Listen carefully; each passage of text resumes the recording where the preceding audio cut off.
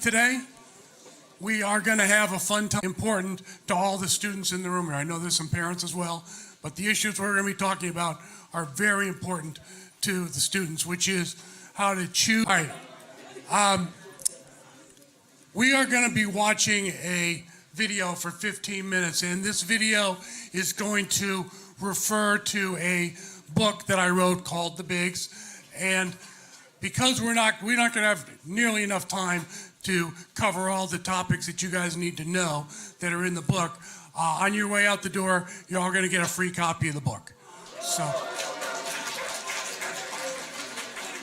and the book was kept intentionally quite short. So it's only what you really need to do. The other thing that we're going to talk about today is that's not just the Bigs. There's another organization that I have a partnership with that's called Year Up. How many people have heard of Year Up? A couple people. Yeah, Year Up is an amazing organization. For the students that sign up, they give you, this is after you graduate from high school, and you can do it during college. They give you 6 months of paid training, real world training that you need to succeed in the work world. They place you at internships, 6-month internships at companies like Google, Facebook, Snapchat, banks, JP Morgan, Bank of America, the 50 of the largest, most successful companies in the world. That's who they place their students into internships with. After those internships, many students get jobs with where they interned. Others that don't get jobs where they interned, it might not have been the right place for them, or that company might not be hiring at that moment. Year Up works with you to place you into a great job, and they continue to work to place you into jobs for the rest of your career. So it's a remarkable organization. We will talk more about it when I come back. So the first thing we're going to do is we're going to watch a 15-minute video.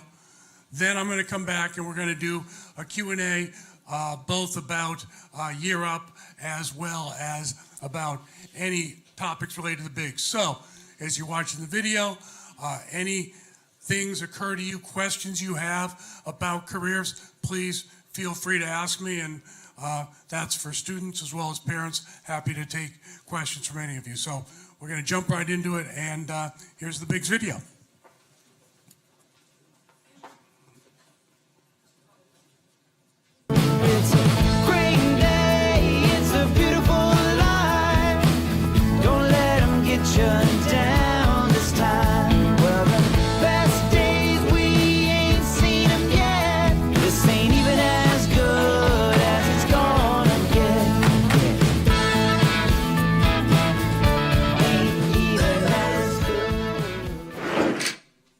It's crazy that you're here watching a video about a book I wrote, because a few years ago, it had never occurred to me to write any book. But then, my daughter graduated from college. During her years as a student, Avery spent little time thinking about her future. So at graduation, she received her diploma in English and had no idea what to do with it. She moved back home for the next 8 months, and with no job in sight, my wife Lee and I began to worry. But then Avery did something very smart. She sat down and thought about what she had always enjoyed doing, and more importantly, what she was good at. As a young girl, Avery had always loved acting, but when she discovered that 85% of professional actors and actresses were unemployed, she didn't think that sounded like much fun. But what Avery was always great at was writing, and she had an idea that she could combine her love of acting with her talent for writing for a career, or at least a job, in television production. After a focused search, Avery got a great job offer to be the assistant to the co-executive producer of Katie Couric's daytime talk show on ABC. The producer called Avery personally and told Avery she needed to be at work on Monday morning because the show was going on the air for the first time in a few weeks. The next day, Avery sent my wife Lee and me an email. "Is this okay to send?" asking her new boss if Avery could start work a week later, because now that she had a job, Avery wanted to go apartment hunting. When I read that email, I totally freaked out. I wasn't mad at Avery. I was scared for her because I realized she had no idea what a real-world job, the big leagues, would demand of her. As an employee, Avery needed to focus on what her company wanted, which was for her to be at work on Monday, not on what Avery wanted, which was to go apartment hunting.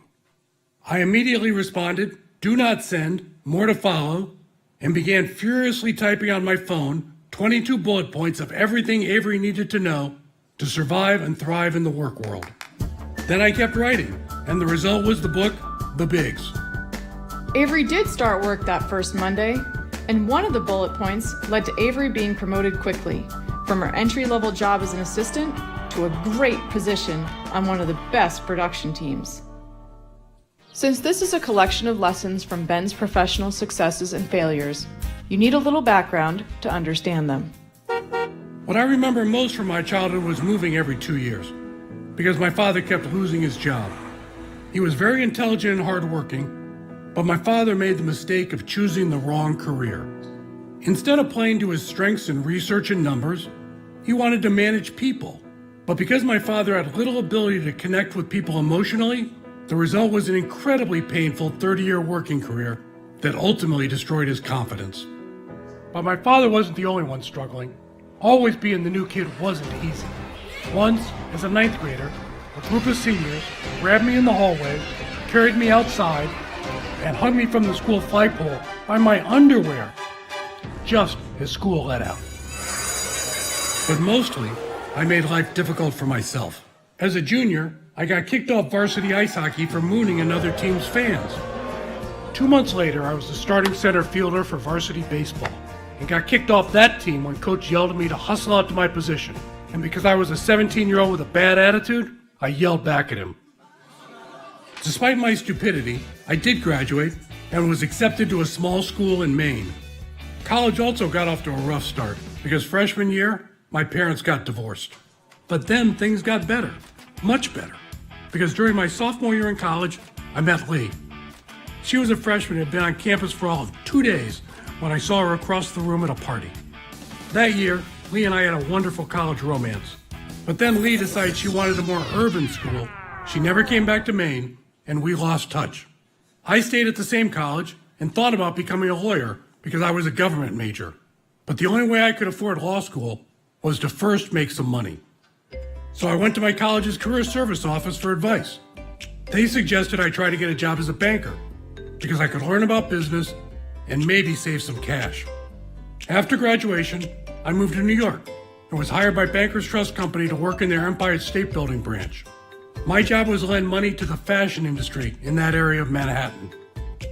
I had been in New York for 4 months when my best friend from college was coming to visit me. He stuck his hand in the elevator of my apartment building, and when it opened, guess who was inside? Lee. A minute later, I'm knocking on Lee's door, and my old college sweetheart became my new girlfriend. And 4 years later, more. This ain't even as good as it's gonna get. 3 Bigs lessons from hopes and dreams. The surest path to professional success is to do what you're good at. My father didn't do that, and his career was an unending source of unhappiness.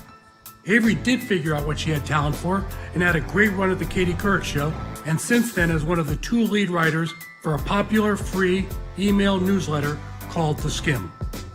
The key is to not blindly follow your passion, but rather develop a passion for something you have a talent for.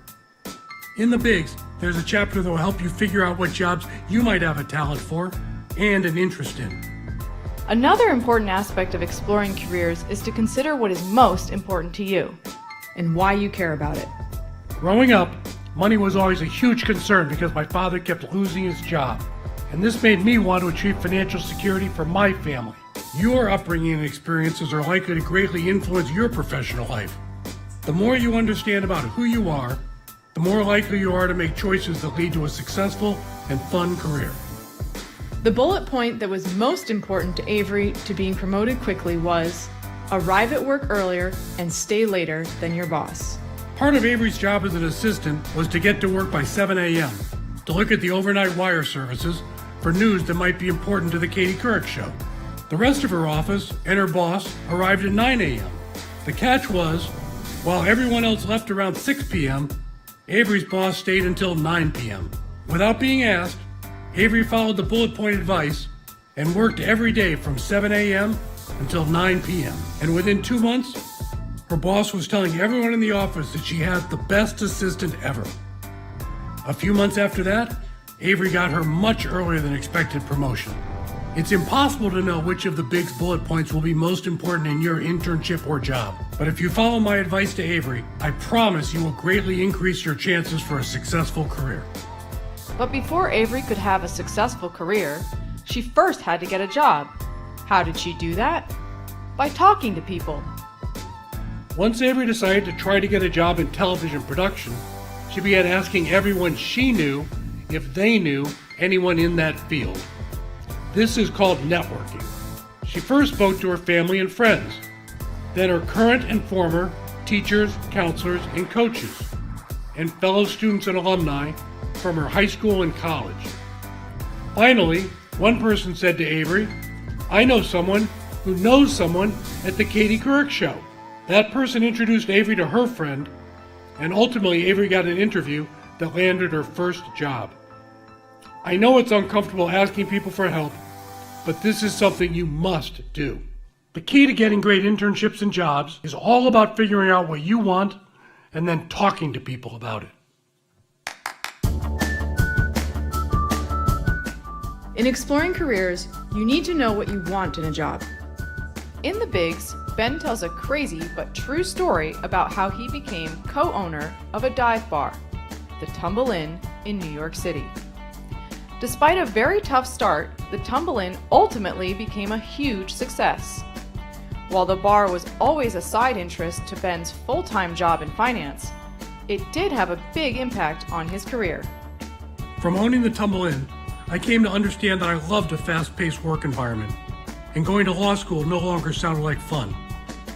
I also got bored with my job at the Empire State Building. So, instead of law school or lending money, I got a job on Wall Street as a bond salesman. Now this job was fast-paced, and I was a salesman in New York at 2 big banks before getting a similar job with a small bond trading firm in Greenwich, Connecticut called Greenwich Capital.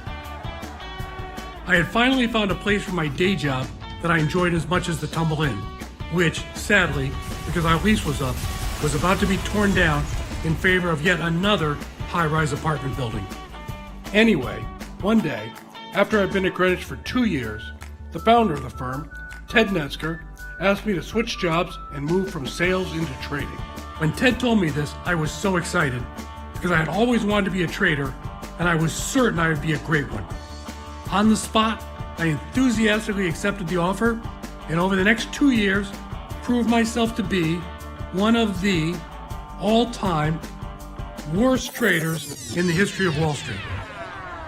This doesn't mean I lost the most money in the history of Wall Street, because I was a junior trader with junior trading limits, but I did display an uncanny ability to lose money consistently. I realized that while I had always wanted to be a trader, what I wanted even more was to be a success. And the way to do that, for me, was in sales. Going back to something Ben was good at allowed him to lead by example and ultimately become a CEO.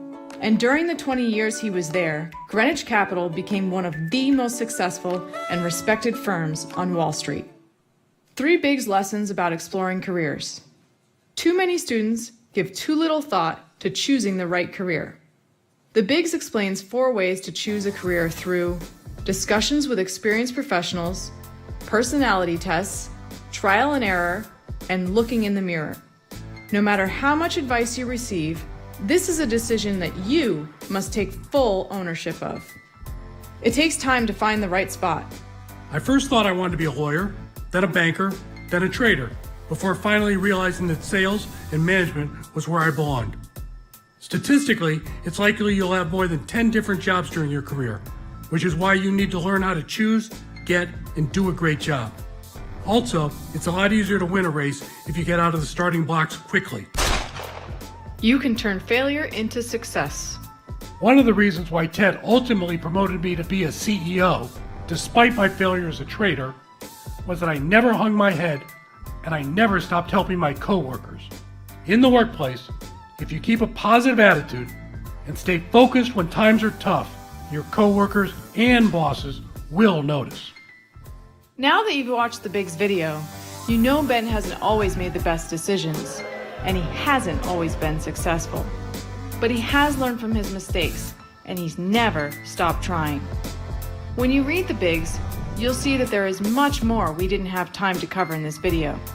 A critical part of the Bigs we haven't discussed is the chapter on happiness. Maximizing happiness is always hugely important in your career because happy people are like a magnet. People want to work with and for them. And unhappy people are like a repellent. Of even more immediate importance is the chapter Next Steps, which shows you how to get started in the big leagues in a big way. The good news is that taking these steps is not easy. Why is that good news? Because it means you're competing against far fewer people than if everyone showed courage and creativity. The courage of one place I've worked closely with stands out. This is St. Benedict's Preparatory School in Newark, New Jersey. One of St. Benedict's senior administrators, Farad Lowther, volunteered to manage the Bigs program at the school. To me, education and the Bigs are about the same thing, opportunity. As a young man growing up in Newark, I didn't grow up with many resources. Fortunately, I found St. Benedict's Prep. I love this place. I was able to go to college and get a degree in political science. And just like Avery, I didn't know what to do with it. I was lucky because Father Ed asked me to come back here. But some of my classmates from St. Benedict's and college have had a very tough time. The bullet point most important to me is, if I were my boss, am I doing everything the way I would want it to be done? At St. Benedict's Prep, Father Ed gives us great freedom to do our job. However, he expects nothing but the best. I now ask myself Ben's question at least once a day. What I feel best about is knowing that last year's seniors left with the understanding of how to choose, get, and do a great job. And I can't wait to teach the Bigs to this year's seniors. As I was writing the 22 bullet points for Avery, it never occurred to me that I'd cover all these topics.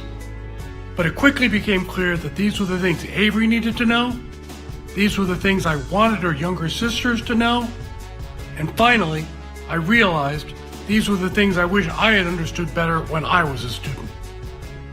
Good luck and go get 'em.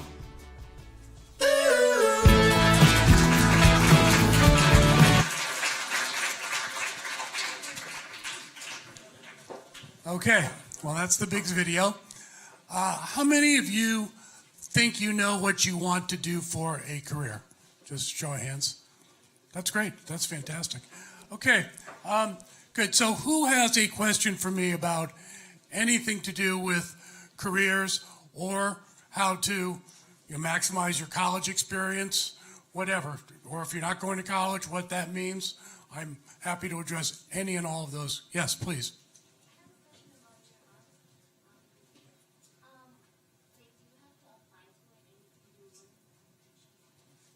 Okay, the question is about Year Up, the organization that I was talking about that provides you paid training, incredible internships, and incredible job placement. The question is, when do you have to apply? How does that work? At the end of today, as you're heading out, there's going to be the Department of Ed is going to have one survey for you just to see whether you thought this was worthwhile or not. And there's one survey from me. And in that survey, put down your contact information, and Year Up will get in touch with you. So that's how we can get this started. Also, for anybody that's particularly interested in Year Up, come up and see me afterwards. I'll give you my business card. You send me an email, and that will be a leg up to getting into Year Up. There is Year Up has two locations in New York. One down on Wall Street and one at the Borough Manhattan Community College in Tribeca. They have 6-month programs that start. The next one for graduating seniors this year, the first one would be in September. So you'd apply pretty much now. you'd be accepted in April, May, and you'd be being accepted for September. So you graduate, have the summer off, and then start a great experience. Yes, please.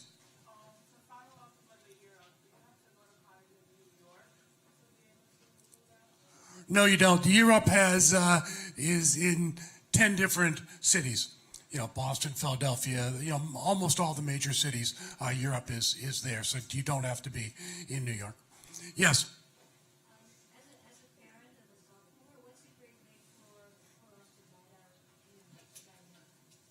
Yeah.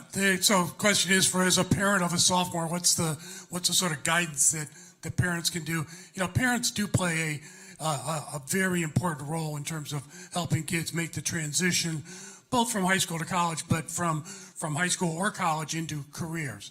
And really, this whole project is something that I never thought of doing. I mean, I think the first line of the video is, I never thought you'd be listening to watching a video about a book I wrote. I mean, it never occurred to me to write a book.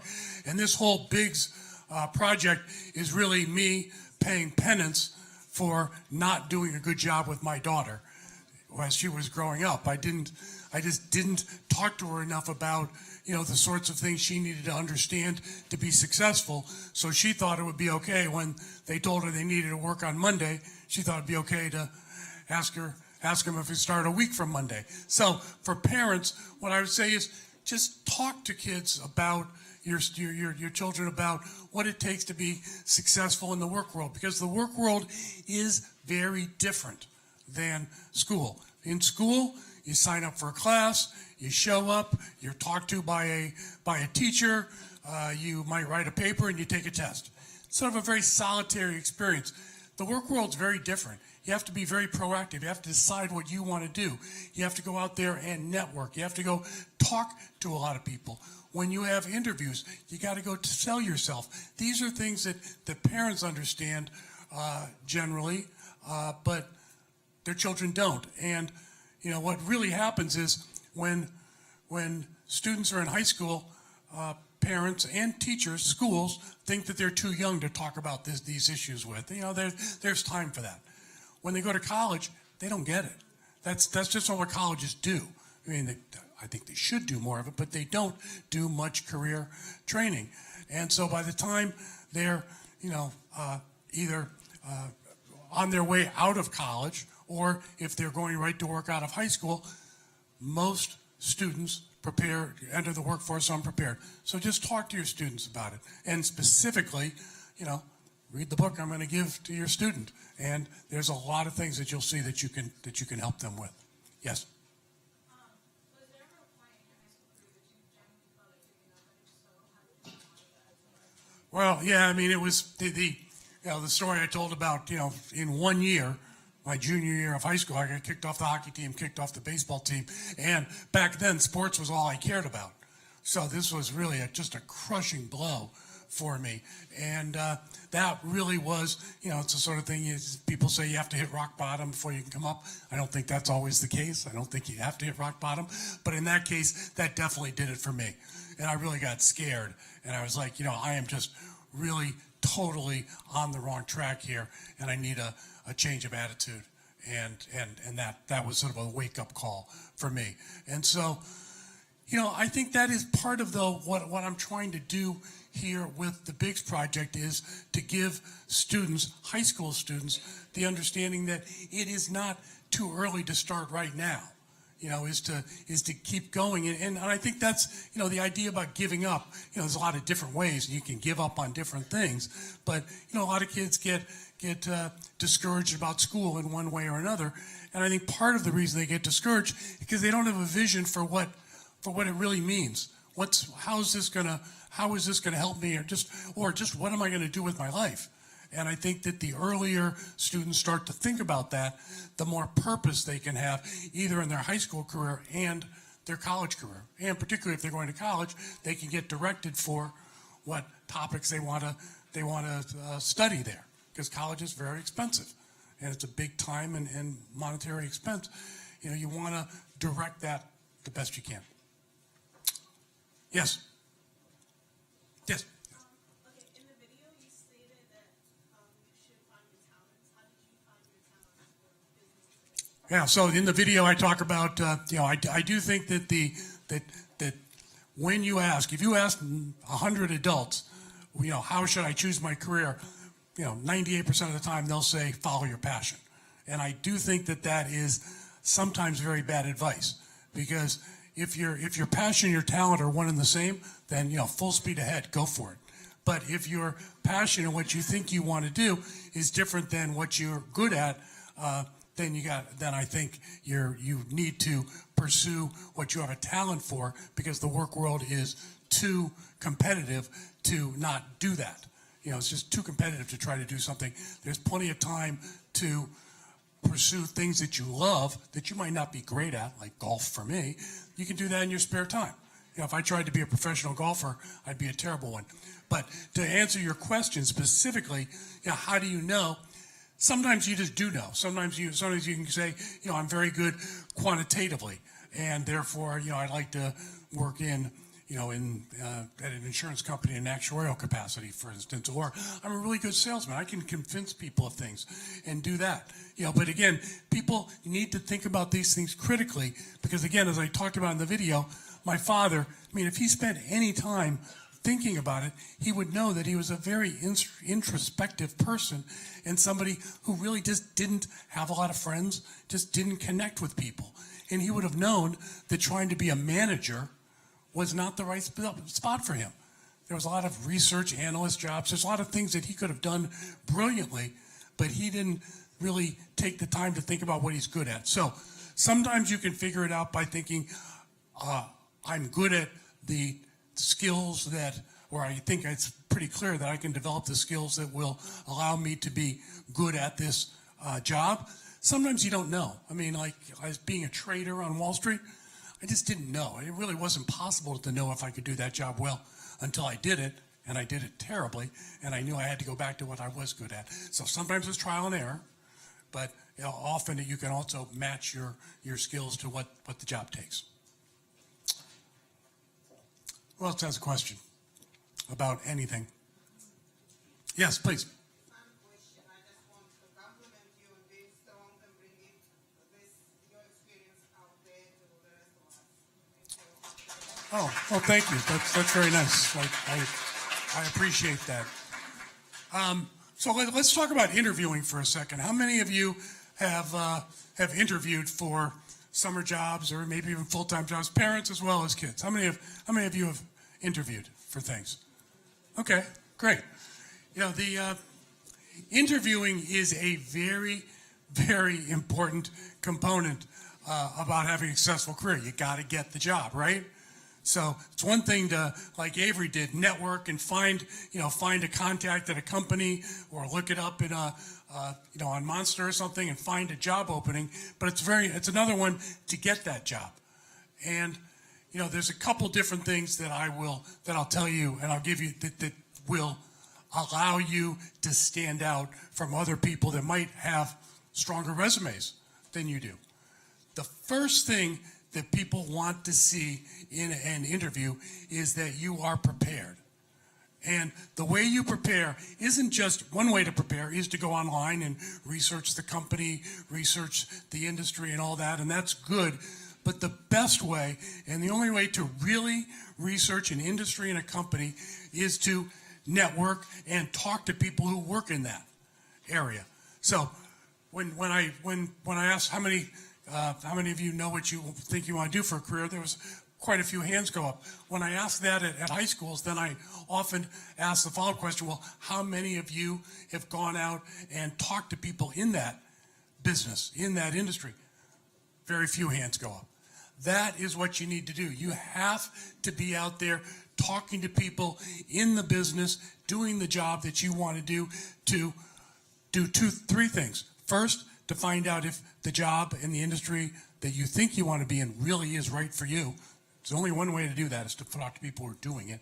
Two, you need practice having professional conversations, explaining why you think you can help that company succeed. You get that by talking to people in the industry. Third, and very important, that's the way you make these contacts in order to generate interviews for internships and jobs.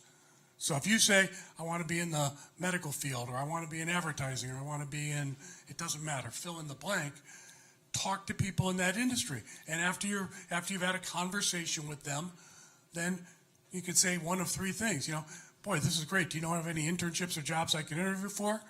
Maybe, maybe not. Could you introduce me to anybody in your human resources area? You know, maybe, maybe not. Third, do you know anybody else in the industry that you work in that you could introduce me to? Because I'd love to talk to them.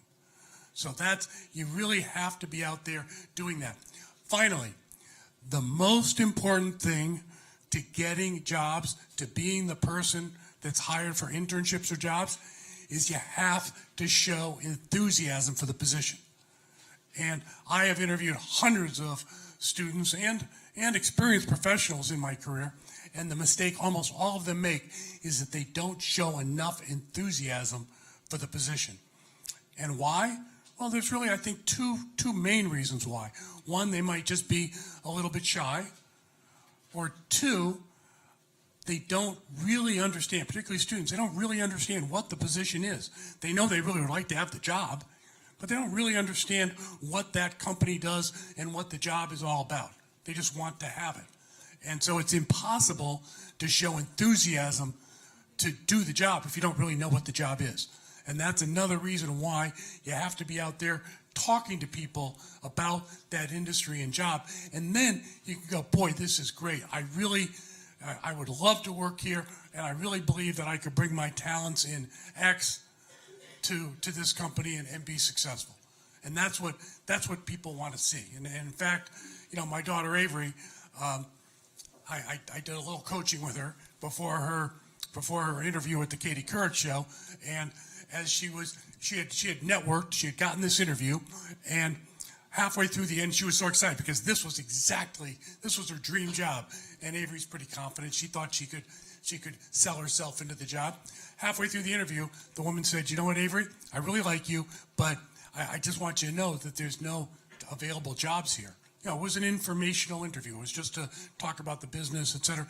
And when Avery was told that, it was like a punch in the stomach. You know, she really thought this was going to be her big break. But she kept her game face on. She kept doing a good job at the interview. And at the end of the interview, on the way out, as she was shaking the woman's hand, who was the co-executive producer of the Katie Couric show, she shook this woman's hand and said, you know what, thank you so much for talking to me. I know that if you gave me the opportunity, I could help make this show a success. And when Avery said that, you know, that night she came home and told me about this over dinner. And she said when she said that, the woman was like almost like took a step back, like, what is this recent college graduate that's never worked at a full-time job? How is she telling me that she's going to make my show a success? That's Avery could just read that on her face. But 2 weeks later, when that same woman called up Avery on the phone and said, I have this job for you, the first thing Avery said to me is, I think I got it because of what I said at the end. And I think she's right. I think after the woman got over her shock of this woman, of this girl saying this to her, she said, you know what?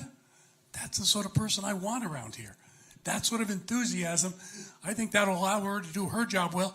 And I think that's going to raise the enthusiasm for everybody at the show.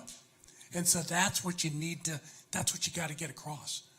You know, it's one of the things that I talk about in the interview, in the section on interviewing, is the wow factor. You can't go in there and think, boy, I just don't want to make a mistake and this and that. It's not going to get you the job.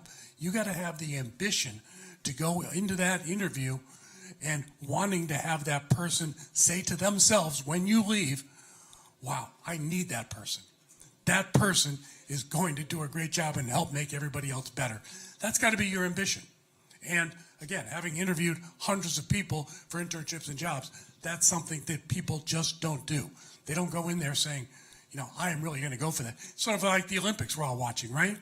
You know, you don't get the gold medal, or you don't even get on the team by doing a double axel.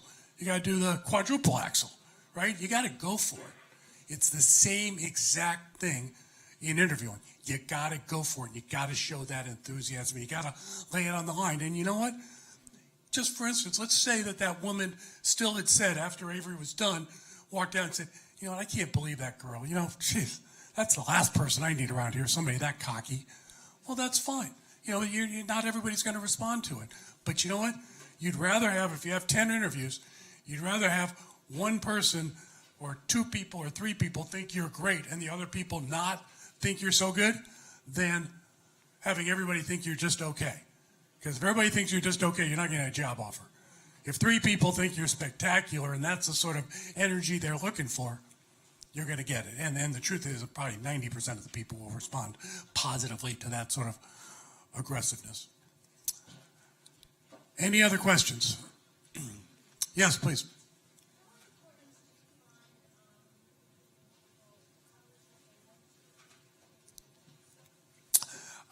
Okay, so at the firm that I was a CEO at Greenwich Capital, we had 1,500 people working there. I knew where about 10 of them went to college, and that's only because they happen to be my personal friends. I didn't care where anybody went to college when I was interviewing them or when they were at work. Now, it is definitely true that for students, we hired for a lot of experienced people. It's great to go to a good college, and that can help get you interviews and might get you in the door. It's not going to get you the job for sure. You got to do what I talk about in the book and what I just explained about interviewing. But let's just roll it forward. When you get the job, the minute, or the internship, the minute you walk in that organization, nobody's going to care where you went to college. Zero. They're only going to care about one thing. Are you helping this organization accomplish its goals? And if you are, sky's the limit for opportunity for you. If you're not, you're going to be probably shown the door. And again, it's just like sports. You know what? I mean, if you're a professional baseball team and there's a great prospect and the kid went to Harvard, well, you know what? That's nice, but it doesn't matter one bit to the coach. Is he fielding? Is he hitting? Is he a good force in the locker room? Doesn't matter where he went to school or whether he never went to school. It's just a matter of performing. In baseball, it's about scoring runs. In a school, it's about educating kids. At a bank, it's about making money. I mean, whatever the goal of the organization is, help them do that, and nobody really cares. But to go to a good school, it does help to get interviews for sure. Anybody else? Yes, please. What's Avery doing today? Avery works at a free email newsletter called The Skim, and they get paid by advertising. And they have 6 million subscribers, and so every day, 6 million people read Avery's writing. So that's what she does, and she absolutely loves her job. And she also is working on their app and doing a lot of other things for them. Say it again. She's no longer at TV. No, it's because that Katie Couric show ended after 2 years. It just wasn't that successful. I think Katie got bored with it and wanted to do some other things. And so Avery got the job at The Skim. And again, it's a good example of how do you get jobs your second job. I talked about you're going to have 10 different jobs probably statistically in your career. Avery had her first job for 2 years. Show went off the air. Job was over. What did she do? Well, Avery got referred to this group called The Skim by one of the senior producers there that knew somebody. Why did that senior producer refer Avery for the job? One reason only, because Avery did a good job at The Skim.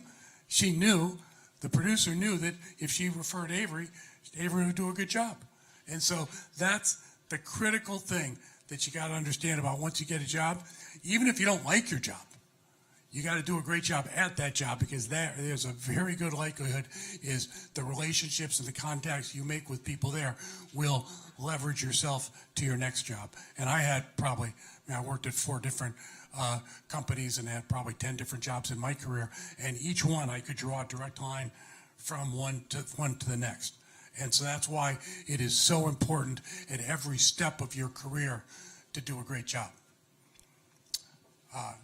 Last thing I'll say, and then I'm going to let you guys go, which is that at college, for those of you that are going to college, during your very first month at college, you need to get to the Career Services Office.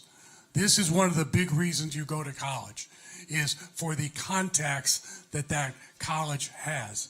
And so go to the career services as a freshman, early in your freshman year, explain to the counselor, make an appointment, explain to the counselor what your hopes and dreams are, what you want to do.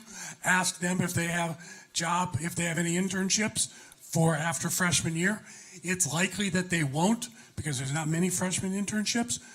But if you do that and you stay in touch with those people, there's quite a few sophomore year internships. You'll be at the front of the line for that. Ask them, what freshman, okay, you don't have any freshman year internships? What are the sophomore year internships? What do I have to do to qualify for that? Could I talk to that company maybe even this year about, start the conversation. Again, this is different than college. You're setting yourself up to enter the real world, and it's all about being proactive and reaching out and asking people for help. And then when you get to a certain age where you're able to help other people, then you help them. But right now, you're going to have to reach out and ask people for help. And, one of the kids I worked with a lot said, you know what, he said, what I ended up realizing is that I felt bad about asking all these people for help all the time. But he said, what I ended up realizing is the one thing I had to show them was gratitude, was sending a thank you note, keeping them involved, saying thank you, and that's what people want when they're helping you. Right now, that's what you have to offer. You have gratitude to offer people. And later on, when you get in a position of influence, then you can be helping people and they can be grateful to you. So, as I said, on the way out, there are books as well as the surveys. And thank you very much. I'm also around. I'll be around if anybody would like to have their book signed. But thank you very much.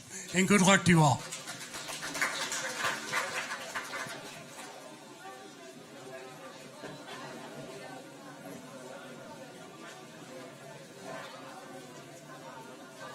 And if you're interested in Year Up, make sure you get a business card from me.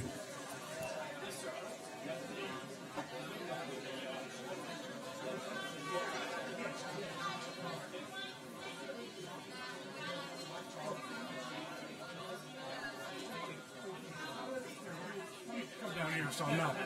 I feel a little weird up there.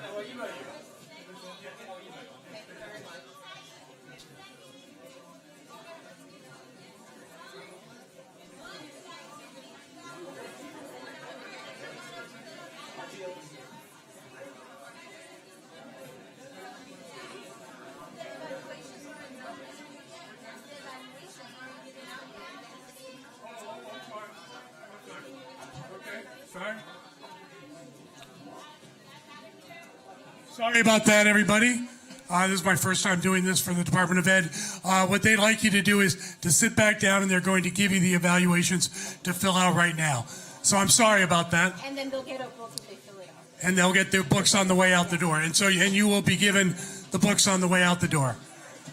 Sorry about that.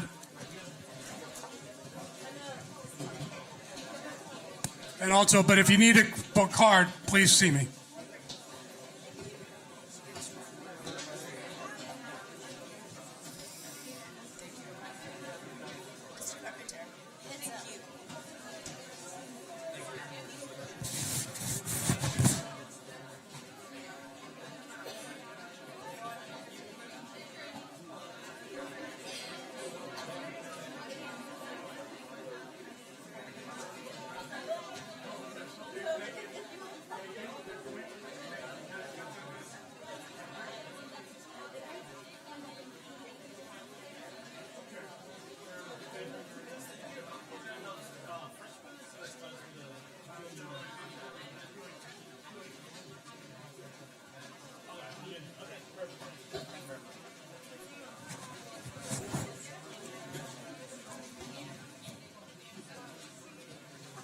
I'm sorry I don't have any more business cards, but I wasn't expecting everybody to want one.